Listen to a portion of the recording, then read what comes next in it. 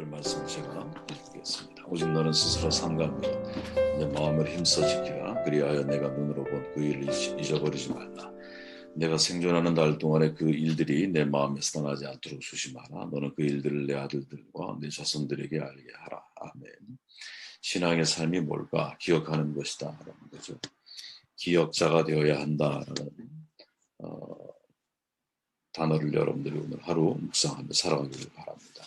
신명기 4장은 가나안을 살아가게 될 출애굽 2세대, 이제 1세대는 다 죽어서 2세대를 향해서 모세의 증언을 기록하고 있죠.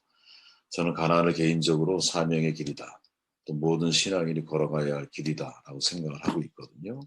그런 기림을 감안할 때 가나안을 향하는 신앙인이 갖춰야 할 신앙의 훈련이 무엇일까라는 질문이 가능하죠. 지금 이들은 가나안에 들어간 게 아니에요.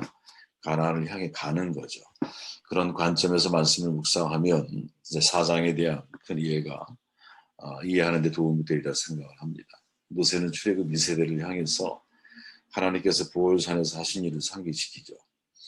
그 사실을 기억하고 가나안 땅에 들어가 하나님의 규례와 법도를 충실하게 귀담아 들어야 한다라고 강조해서 말을 합니다. 마지막으로 모세는 하나님께서 당신을 자기 자신에게 계시하실 때에 하나님이 말씀하시는 소리만 들었을 뿐이지 자신은 아무 형상을 보지 못했다라는 사실을 이 세대들에게 강조해서 이야기를 해주고 있어요. 출애굽 2세대 애굽의 재앙을 겪지 않고 홍해를 건너보지 않아서 과거를 알지 못하는 그 미래 세대를 향한 이 신명기 4장이 전하는 교훈은 무엇일까? 이것이 오늘의 질문입니다. 말씀을 함께 눈으로 따라가 보십시오. 9절 말씀을 제가 다시 읽어보면 오직 너는 스스로 삼가며 내 마음을 힘써 지키라. 그리하여 내가 눈으로 본 그 일을 잊어버리지 말라. 나머지는 읽어보십시오. 신앙의 삶이라는 것은 여러분 내가 눈으로 본 그 일을 잊어버리지 않는 거예요. 기억하는 거라는 거죠. 그들이 눈으로 본 게 뭘까? 하나님이 호렙산에서 시내산에서 자신들에게 율법을 주셨던 거죠. 하나님의 말씀을 잊어버린 결과 가나안 정탐에 실패하잖아요. 본인들이 원했던 거예요. 하나님 그냥 들어가라고 말씀하셨지만 본인이 원해서 정탐을 하고 사실은 정탐 인면에 숨겨져 있는 마음은 하나님에 대한 어떤 불신, 믿음이 흔들리는 모습을 보여주고 있는 거죠. 그래서 낮아짐의 시간, 하나님의 말씀으로 살아가는 시간인 광야 생활을 경험하게 됩니다. 광야 중에도 하나님의 법을 버리고 바알부호를 섬겼을 때 24,000명이 죽음을 당하기도 하죠. 물론 비나스에 의해서 그 죽음이 멈춰지게 됩니다. 그런데 이제 하나님의 국률로 다 죽지 않고 자기 자신들은 살아남는 거예요. 모세의 입장에서 볼 때 하나님과의 추억 또 하나님이 나에게 하신 일을 마음속에 사라지지 않게 하는 것, 이게 출애굽 2세대에게 주어진 아주 매우 중요한 1차적인 과제라고 생각을 하고 있는 거죠. 세상은 저는 항상 그렇게 생각해요. 기억을 자꾸 잊어버리게 만든다라는 거예요. 인간도 그렇잖아요. 나이 들어가면 점점 기억이 사라져가죠. 물론 더 선명해지는 기억이 있지만 대부분 정상적이라면 많은 것들을 쉽게 이제 우리는 잊어버리고 사실은 살아가거든요. 인생을 살아갈 때 어떻게 좋은 기억만 있을 수 있겠어요? 나쁜 기억도 있거든요. 그러니까 세상은 나쁜 기억을 자꾸 오래 간직하게 만들고 실은 좋은 기억 같은 경우는 쉽게 잊게 만들죠. 근데 여러분 살아봐서 알지만 나쁜 기억이라고 하는 것은 나쁜 기억을 품고 살면 생채기가 나요. 그죠? 마음이 되게 불편하고 힘들고 괴롭습니다. 그러나 반대로 좋은 기억을 우리가 품고 살면 삶이 풍요해지거든요. 행복해져요. 마음이 늘 따뜻한 거예요. 지금 이 세대의 대다수의 사람들은 어떤 일이 기억이 되게 흐려진 사람들이 많을 거고, 왜? 20세 이하, 20세 이상은 다 죽었으니까. 그 나이에 20세 이하의 이제 영세대죠. 젊은 세대들이 그나마 과거에 대한 기억을 가지고 있었던 거거든. 근데 그 세월이 40년이 흘러버렸으니 20대까지 나의 기억이 얼마나 생생하게 남아있었겠어요. 별로 없다라는 거지. 아마 남아있었다면 오히려 좋은 기억보다는 나쁜 기억을 더 많이 간직하고 있을 확률이 대단히 높다는 거거든요. 세상은 항상 여러분 그런 것 같아요. 우리도 관계 맺어봐서 알지만 좋은 기억이 왜 없어요? 많아요. 근데 이상하게 나쁜 일이 벌어지면 아주 나쁜 기억으로 금방 나를 대체해 나가거든요. 이런 실수를 아마 제가 제일 많이 하는 것 같아요. 제 인생 가운데서 좀 이렇게 마음이 냄비 같다고 표현할까요? 정말 그런 경험을 할 때가 많아요. 어제까지 좋은 기억을 가지고 있다가 오늘 뭔가 불편하고 속상한 일을 이렇게 같이 경험하게 되고 상대에 대해서 불편한 어떤 상황이 되게 되면 나쁜 기억으로 자꾸 바꿔나가거든요. 야, 이거 정말 조심해야 될 부분이구나. 오늘 이 말씀은 저를 향한 게 아닌가 하는 생각. 어제 늦게 와서 이제 말씀을 보면서 야, 이건 나를 향한 말씀이구나 이런 생각을 하게 됐어요. 모세가 말하잖아요, 여러분. 신명기 8장에 보면 이 40년 동안 눈으로 따라와 보세요. 내 의복이 헤어지지 않고 내 발이 부르트지 아니하였어. 너는 사람이 그 아들을 징계한 같이 내 하나님 여호와께서 너를 징계하시는 줄을 마음에 생각을 해야 돼. 내 하나님 여호와의 명령을 지켜 그의 길을 따라가며 그를 경외해야 돼. 이런 말을 모세가 강조하는 이유가 뭘까? 40년 광야 생활이 백성들 사이에서는 갈증과 굶주림, 정처 없는 삶, 또 여러분 의복이 헤어지지 않았다라는 말을 뒤집어 생각해 보면 내 욕구가 충족되지 않은 시간으로 사람들의 마음속에 각인되어져 있을 확률이 높다라는 거죠. 그러니까 나쁜 기억이 강하게 남아있는 거예요. 그러나 모세는 이들을 향해서 이보다 앞선 2절, 3절에서 이렇게 말하는 거예요. 내 하나님 여호와께서 40년 동안에 너에게 광야의 길을 걷게 하심을 기억해라. 리멤버. 기억이 되게 중요한 겁니다. 이는 무엇 너를 낮추시고 너를 시험하사 내 마음이 어떠한지 그 명령을 지키는지 지키지 않는지 알려 하심이라. 너를 낮추시며 너를 줄이게 하시며 또 너를 알지 못하면 내 조상도 알지 못하면 만나를 내게 먹이시고 야 사람이 떡으로 사는 게 아니야. 여호와 입에서 나오는 모든 말씀으로 사는 것을 네가 알아야 돼. 광야는 우리의 마음의 중심을 살피는 시간, 낮아짐의 시간, 하나님의 말씀으로 살아가는 법을 배우는 시간이었더라. 근데 우리는 어떻게 그 시간을 줄임의 시간으로, 굶주림의 시간으로 기억을 하고 비굴한 시간, 낮아짐을 인간적인 관점에서 이해를 하면 내가 비굴해진다라는 거죠. 비굴한 시간으로 우리가 이해하기 쉽다라는 거지. 근데 모세는 뭐라고 말합니까? 아니야. 너 왜 나쁘게 그걸 기억하려고 그래? 하나님이 너에게 행하신 것을. 하나님이 너에게 행하신 것을 좋은 기억으로 네가 간직하고 인생을 살아갈 줄 알아야 돼. 그러니까 신앙은 여러분 하나님이 내게 행하신 거에 대한 좋은 기억으로 해석해낼 수 있는 힘이 내 안에 갖춰진 거예요. 그것을 잊지 말라는 거죠. 망각만큼 무서운 게 없는 거거든요. 이 세상의 질병 가운데 가장 제가 볼 때 마음 아픈 질병이 치매잖아요. 왜? 망각하는 병이잖아요. 나중에 숨쉬는 것도 잊어버리면 죽는 거 아니겠습니까? 인생이라는 게 되게 두렵죠. 내가 치매에 걸리면 내가 과연 천국 갈 수 있을까? 왜? 믿음이 사라지잖아. 하나님이 누구예요? 이렇게 말씀하거든요. 자식 딸들에게 혹은 부모에게 당신 누구세요? 이렇게 말을 하거든요. 모든 기억이 사라지는 거예요. 야, 그럼 치매 환자는 도대체 어떻게 구원을 받지? 많은 분들이 저한테 던졌던 질문인데 제 대답은 딱 하나였어요, 여러분. 하나님이 기억하세요. 하나님이 기억하시는 거예요. 그죠? 믿음은 여러분, 하나님이 나를 기억하신다라는 것을 기억하는 거지. 나의 기억은 흐려질 수 있어요. 그러나 하나님의 나를 절대로 잊지 않았어요.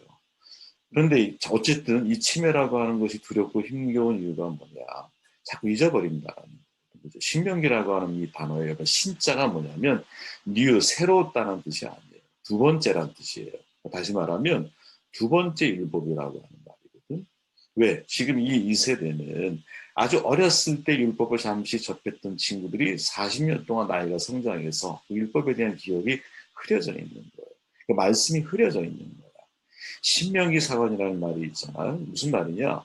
신명기 사관의 핵심은 역사의 반성인데 하나님이 택함 받은 백성이 왜 바벨론 포로에 끌려왔을까? 이 질문을 던진 거예요. 왜 바벨론 포로기에 이게 만들어진 거거든? 왜 끌려왔을까에 대한 반성을 시작했더니 우리가 멸망했던 이유는 말씀에 대한 망각이었구나. 거기에 대한 반성이 바로 신명기 사관이라고 표현할 수 있는 거예요. 두 번째로 한번 넘어가 볼게요. 1절 말씀 이제 있습니다. 이스라엘 자손 여러분, 세 번역입니다. 지금 내가 당신에게 가르쳐주는 규례와 법도를 귀담아 듣고 그대로 지키십시오. 그러면 당신들이 살아서 주 당신들 조상의 하나님이 당신들에게 주시는 땅에 들어가서 그것을 차지하게 될 것입니다. 문제가 있죠. 기억하고 마음에 지워지지 않게 하려고 최선을 다해 저나 여러분이나 아마 몸부림쳐본 경험들이 다 있을 거예요. 근데 이상하게 너무 잘 지워져요. 참 지워지기가 있으라는 거예요. 하나님이 내게 행하신 일들, 하나님에 대한 족들, 신앙의 삶에서 나에게 주어진 여러 가지 복들, 우리가 아까 찾아야겠듯이 받은 복을 내가 세워봐야 되는데 그 세워본 복을 자꾸 잊고 살아갈 때가 너무나 많다라는 거지. 갈수록 더 그래요. 왜 그러냐? 세상은 되게 바빠. 이 바쁜 세상에서 하나님에 대한 추억, 좋은 기억들을 간직하며 인생을 살아간다는 거, 이건 사탄이 원하지 않아. 사탄은 비즈니스 문화를 통해 우리의 기억을, 특히 좋은 기억을 생각할 수 있는 삶의 기회 자체를 항상 갖지 못하게 만드는 게 전략 가운데 하나예요, 여러분. 이거는 정말 사탄의 전략 가운데 하나라고 봅니다. 너무 바빠서 하나님을 생각할 시간이 없게 만드는 것. 근데 모세가 뭐라고 말하느냐? 이스라엘 자손 여러분, 규례와 법도를 귀담아 들으십시오. 이렇게 말하죠. 듣는 신앙이라는 거예요. 듣는 신앙. 그러니까 신앙의 삶이라는 것은 뭐냐면 듣는 신앙이라는 게 있는 거예요. 아까 처음에 말했던 것은 신앙의 삶은 기억하는 신앙이죠. 그러면 기억을 유지하려면 어떻게 해야 되느냐? 귀담아 들어야 된다는 거지. 그냥 듣는 게 아니라 귓등으로도 듣는 것도 아니라 귀담아 들어야 된다는 거예요. 귀담아서. 여러분 12절에 보면 모세가 이렇게 말하죠. 주님께서 불길 속에서 당신들에게 말씀하셨으므로 당신들은 말씀하는 소리만 들었을 뿐 아무 형상도 보지 못하였습니다. 당신들은 오직 소리를 들었을 뿐입니다. 아멘. 기독교 신앙은 듣는 신앙이라는 거예요. 믿음은 들으면서 나요. 하나님 말씀이 들려올 때 모세도 백성들에게 아무 형상을 보지 못했다라고 선언을 하면서 들어야 된다고 그들에게 가르쳐주고 있어요. 무엇을 어떻게 들어야 될까? 듣는 거 우리가 모르는 사람이 어디 있겠어요? 무엇을 어떻게 들어야 될까? 설교가 없어서 문제일까요? 과연? 아니죠. 이 시대는 정반대라니까요. 우리가 살고 있는 시대는 이때 모세의 시대, 과거의 시대와는 정반대예요. 이 사람들은 광야 갈증으로 인하여 물을 찾는 시대라면 우리는 홍수로 인하여 진짜 물을 찾는 시대를 살아가고 있거든요. 정보화 시대라는 게 바로 그런 의미인 거예요. 여러분. 너무 많은 정보를 가지고 있기 때문에 진짜 필요한 정보를 찾는데 시간을 낭비하게 되어 있어요. 그죠? 그럼 성경의 원리는 뭐냐? 성경은 항상 같은 원리거든요. 누군가 듣고 가르치고 가르침을 받는 사람이 하나님 말씀에 대해서 이해하고 깨닫는 거예요. 그러니까 가르치는 자가 있고 듣는 자가 있는 거예요. 모세가 하나님의 말씀을 먼저 듣고 그것을 가르쳐요. 근데 무엇을 가르치느냐? 데칼로그. 쉽게 말하면 그 돌판을 근거해서 가르치는 거거든요. 그러니까 하나님 말씀을 듣는 사람이 필요하고 그 말씀을 전달하여 새롭게 이해하고 듣는 사람들이 또 필요하게 되는 거지. 그러니까 목회자가 여러분, 아니 설교자라고 표현하는 게 제일 좋겠네요. 설교자는 여러분 말씀을 읽고 묵상하고 연구하고 가르치는 일에 저는 아주 천착하고 전무해야 한다고 말씀을 드리잖아요.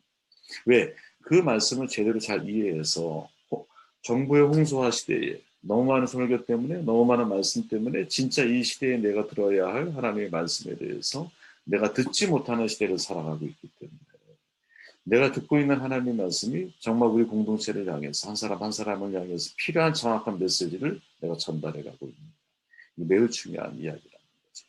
그리고 그 사람이 들어야 하나님의 말씀을 정확하게 내가 캐치하고 들어갈 수 있겠습니다.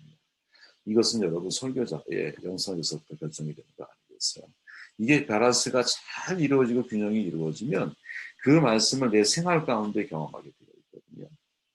무슨 말이냐? 주일이든 혹은 아침 새벽 묵상이든 함께 나눴던 그 말씀이 내 생활 가운데 그날 시험으로 나에게 다가오든지 내가 그 말씀을 경험하는 시간을 반드시 가까운 시간 안에 우리가 경험하게 되어 있다는 거예요. 말씀과 내가 같이 가는 거죠. 저와 여러분들이 이런 은혜가 있으면 좋겠어요. 저는 항상 이런 은혜를 정말 구하고 있는데 여러분도 같은 은혜의 분배가 있으면 좋겠습니다. 15절 말씀을 읽고 말씀 선포할게요. 여호와께서 호렙산 불길 중에서 너희에게 말씀하신 말에 너희가 어떤 형상도 보지 못하였은즉 너희는 깊이 삼가라. 그리하여 스스로 부패하여 자기를 위해 어떤 형상으로든 우상을 새겨 만들지 말라. 신앙의 삶은 말씀으로 보는 거죠. 지금 모세가 마지막 정도는 뭐라고 하고 있느냐면 나 형상을 보지 못했어. 하나님의 형상을 보지 못했어. 이렇게 선언하고 있는 거예요. 오직 말씀하시는 하나님만을 내가 경험했을 뿐이야. 그러면서 선언하는 것이 야 우상을 새겨 만들지 마.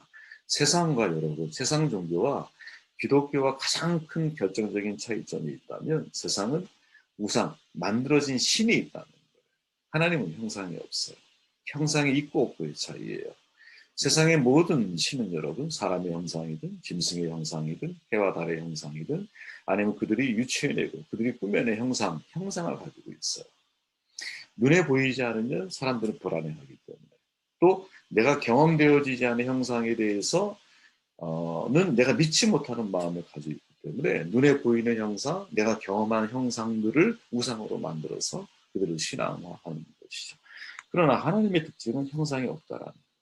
하나님이 말씀하는 분이지만 형상을 보여주지 않는 분이에요. 성경이 말하잖아요. 회전하는 그림자도 없고, 그리고 하나님에 대해서 그냥 스스로 존재하시는 하나님으로 항상 우리에게 소개를 해주고 계시죠. 그러니까 눈으로 하나님을 보려고 하는 것만큼 어리석은 것이 없어요. 따라서 눈에 보이는 것 집착하고 신기한 은사에 따라서 내 신앙이 좌우되어지는 것은 올바른 신앙이라고 말하기 되게 어려운 거죠. 왜? 하나님은 자기 형상을 보여주지 않는 분이시기 때문에. 성경에 드러나 있는 하나님은 언제나 말씀하시는 하나님이에요. 그래서 우리가 본다면 어떻게 봐야 되느냐? 말씀을 통해 믿음으로 보는 거예요, 여러분. 저는 한글을 되게 좋아하고 사랑하거든요. 근데 한글의 표현 가운데 스펙트럼이 굉장히 넓은 단어들이 많아요. 예를 들어서 보다라고 하는 단어를 한번 생각해 보십시오. 스펙트럼이 엄청 넓은 단어거든요. 우리는 본다 그러면 눈만 생각하잖아. 근데 한글에서는 그렇게 표현하지 않아요. 그죠? 눈으로도 봐라. 손으로도 어떻게 만져보는 거예요. 그죠? 네. 내가 마음으로도 느껴보는 거예요. 그죠? 우리의 머리는 어떻게 해요? 생각해 봐요. 그죠? 다 보다라는 단어로 연관 지어버리면 다 보는 거예요. 그 모든 감각들을 통해서 다 보는 거예요. 그죠? 여러분 앞을 못 보는 사람은 세상을 어떻게 이해할까요? 감각으로 느껴보는 거예요. 소리로 들어보는 거예요. 그죠? 그리고 머리로 상상해 보는 거예요. 다양한 감각들을 통해서 우리는 경험할 수 있다는 거거든. 그런데 거기에 왜 믿음으로 본다라는 말을 표현 우리가 이해하지 못할까요? 이걸 이해해야 한다고 보는 거거든요. 믿음으로 보이는 거입니다. 이 세상의 모든 창의력인 것들은 여러분 그 시대에 사람들이 보지 못했던 것을 누군가 통찰력 있는 사람이 믿음의 눈으로 보았던 것이 사실화로 만들어지는 거예요. 자동차가 없었던 시대에 여러분 비행기가 없었던 시대에 새를 바라보면서 야 하늘을 날 수 있는 믿음의 세상으로 보는 거잖아요. 그리고 그것은 하나님이 주신 창의력, 창조성에 기반한 창의력을 가지고 인간이 개발했는 거 아니에요. 그러면 우리가 말씀에 집중한다는 게 뭐냐? 말씀을 통해서 보는 거라는 거지. 23절의 모세가 이렇게 말하죠. 너희는 스스로 삼가 너희 하나님 여호와께서 너희와 세우신 언약을 잊지 말고 언약을 잊지 말게 일순이 내 하나님 여호와께서 금하신 어떤 형상의 우상도 조각하지 말라. 이렇게 선언해요. 하나님께서 세우신 언약을 기억하고 그 말씀에 내 자신의 삶의 전체를 걸라는 거죠. 뭘 금하고 우상을 금하고. 그러니까 내가 말씀에 집중한다라는 것은 뭐냐? 하나님의 말씀에 내 운명을 거는 거예요. 하나님의 말씀. 여러분 사람과의 관계 속에서요. 사람을 통해서 하나님이 나를 변화시키신다니까. 그래서 아무리 나와 뭐 이렇게 나쁜 관계에 있던 사람이든 좋은 관계에 있던 사람이든 어떤 사람들을 통해서도 하나님은 나를 끊임없이 변화와 성장을 위해서 끊임없이 더 나은 신앙인이 되기 위해서 끊임없이 그 시대에 그 시기에 저로 하여금 환골탈태 새로운 사람으로 만들어 가기 위한 도전들을 사람을 통해 끊임없이 하고 계신다는 생각을 잊지 않으시는 복이 있으면 좋겠어요. 그래서 그 사람의 말을 통해서 오히려 나에게 하나님이 말씀하실 수 있구나.